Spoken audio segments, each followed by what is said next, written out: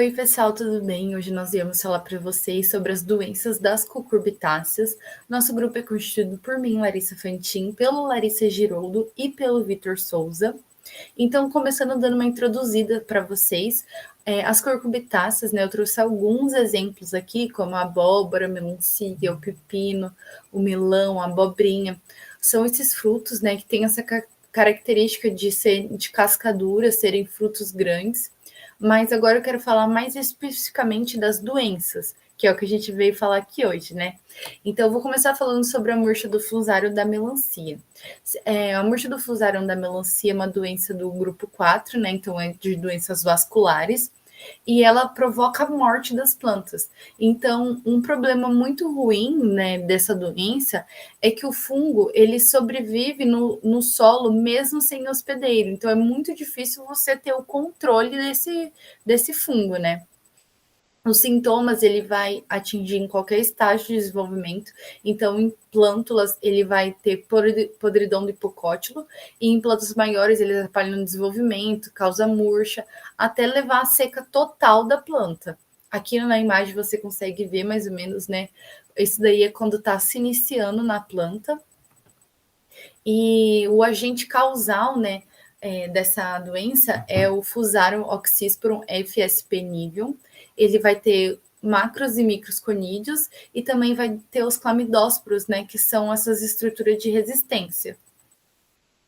E ela sobrevive no solo por anos, que nem eu disse, mesmo sem o hospedeiro, e na semente ela vai ter tanto interno como externamente.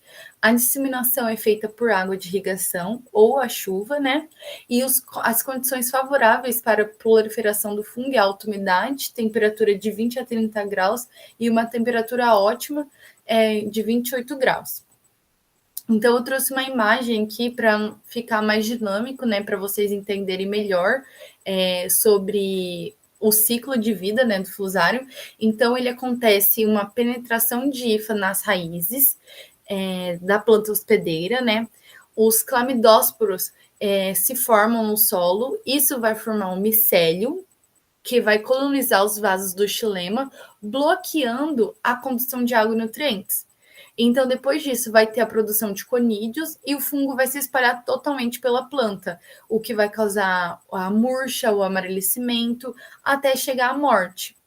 Após a morte da planta, os conídeos vão ser liberados no solo, que é o que eu falei, que fica o fungo mesmo sem o hospedeiro, e daí vai formar os clamidósporos, que são essas estruturas de resistência, e ela vai sobreviver, né? Esse fungo vai sobreviver no solo até uma reinfecção futura. Então, é uma doença muito difícil de controlar, né? Eu vi alguns artigos que falam que quando, tipo, tem essa doença, você, tipo, não tem meio muito o que fazer mesmo. Você tem que cortar tudo. E é isso. Então, é uma doença bem complicada mesmo. Agora, eu vou passar minhas palavras para a Larissa, falar um pouquinho para vocês sobre as formas de controle. Bom, falando um pouquinho agora sobre os métodos de controle da murcha do difusarium, um dos principais métodos é o uso de variedades resistentes, e a gente tem como exemplo Charleston Gray e a Crimson Swift. Outro método também de controle é utilizar sementes sadias e tratadas, fazer um bom preparo do solo, eliminação das plantas daninhas e também fazer rotação de cultura. Agora eu vou falar um pouquinho para vocês sobre a mancha ozonada. Mancha ozonada, que tem como um agente causal a Leandria mormodice rangel. Ela é caracterizada no grupo 5, que afeta a fotossíntese. Uma das principais culturas, né, as principais culturas que ela afeta é o pepino e o chuchu, e ela é muito comum no verão e em condições de alta umidade, como as piores condições ali, estufa e plasticultura, mas também ocorre no campo.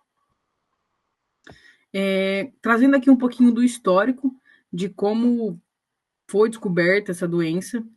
Em 1913, ela foi descrita por Eugênio Rangel no melão de São Caetano, lá no Rio de Janeiro. Aqui, na imagem ao lado, eu trouxe os sintomas dessa mancha ozonada na folha do melão de São Caetano. Então tá, em 1913, ela foi descrita pelo Eugênio. Em 1915, ocorreu isso em pepinos, em plantação de pepino lá nos Estados Unidos. E ela foi classificada como Staphylium cucurbitaceae. e até então não tinha feito uma relação que esses dois agentes causais eram os mesmos, que causavam a mesma doença. Lá em 1931 e 1936, entre esse período, Rangel concluiu que era o mesmo fungo, e aí manteve o nome da Leandria marmodice. Agora, entrando um pouquinho nos sintomas, né? Começa ali com pequenas manchas encharcadas que evoluem para pequenos pontos necróticos e brancos. Aqui a gente tem uma imagem que representa bem isso que eu acabei de dizer, que são os sintomas iniciais da mancha zonada numa folha de bucho. Essas lesões, depois de um tempo, elas vão aumentar de tamanho e elas vão subdividir em três partes, né? Em pequenas áreas angulosas, esbranquiçadas, áreas amarronzadas entre as manchas claras, e o padrão visual criado da folha, a aparência que a gente consegue ver, a forma que ela fica, é uma aparência de rede. Por isso que se dá o nome de mancha zonada, e também, em outras literaturas, a gente encontrou que pode ser chamado de mancha reticulada. Aqui a gente tem essa mancha, como que fica essa mancha reticulada numa folha de pepino. Nos estágios mais avançados, essas lesões elas vão se juntar, né, ela vai se tornar redonda, vai se juntar, se coalescer, que vai tomar grande parte da folha. E aqui também a gente tem uma imagem na folha de pepino que mostra bem isso. Depois, avançando um pouco mais, toma grande parte da folha, e isso vai se tornar uma lesão necrótica e pode até secar a folha, como está na imagem aqui ao lado. O sinal. O que é o sinal? É a estrutura reprodutiva do fungo. Então, esse sinal, essa estrutura reprodutiva, a gente consegue encontrar ela na face inferior da folha, que são formados por pequenos corpúsculos pretos, que são o corpo de frutificação ali do fungo. Aqui a gente tem uma foto do melão de São Caetano, onde mostra aqui esse sinal. E agora eu vou passar um pouquinho para o Vitor, para ele falar um pouco sobre a etiologia da mancha zonada. Bom, gente, agora eu vou falar um pouco para vocês sobre a etiologia. O nosso agente ele se trata de um fungo, que é a Leandria marmodice rangel. Aqui a gente até trouxe para vocês a estrutura vegetativa e reprodutiva dele. A vegetativa se trata de um micélio, né? E temos também os conidióforos, que se tratam da parte de reprodução. Ambos ali são hialinos, transparentes, a princípio, né? Os conídeos que são gerados pelos conidióforos, eles são produzidos somente na parte inferior das lesões, ou seja, na parte abaxial da folha, sendo eles globosos e pluricelulares. Como eu disse, a princípio eles são hialinos, mas com o tempo, conforme eles vão ficando maduros, eles vão se tornando escuros, conforme mostra a imagem. A gente tem ali uma estrutura que é totalmente transparente, mas a de cima a gente já tem os conídeos bem maduros ali, prontos para estar se disseminando ali, causando a famosa reprodução. Passa. Bom, a sobrevivência do patógeno. A gente não tem uma ideia sobre a duração exata da sobrevivência desses conídeos ali em restos de cultura. E do patógeno também, né? Além da sua estrutura reprodutiva.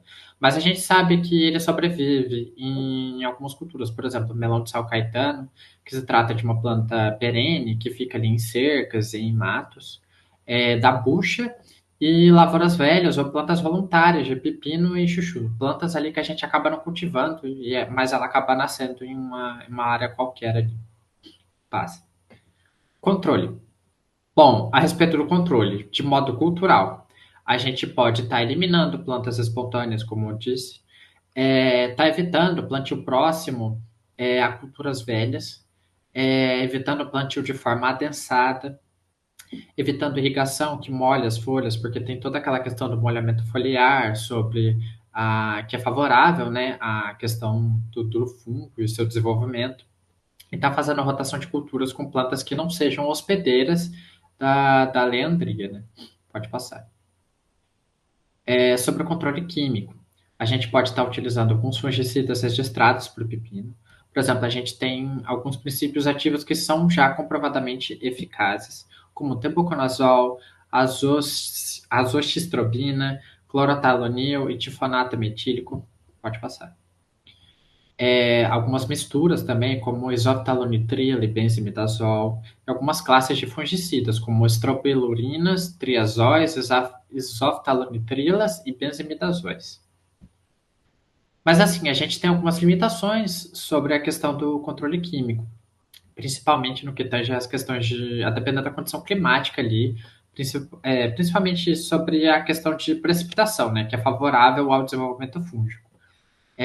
Além disso, a gente tem um risco do uso excessivo sobre a questão de doses e aplicações exageradas, que pode estar eventualmente contaminando não só a nossa cultura, mas outras culturas ali, tendo risco também ali em colheitas frequentes, por exemplo, ali no caso do pepino para picles que a gente trouxe, que não é possível a gente estar respeitando o período de carência que é necessário ali para o consumo, então a gente acaba aumentando o risco, né, para questão da saúde humana.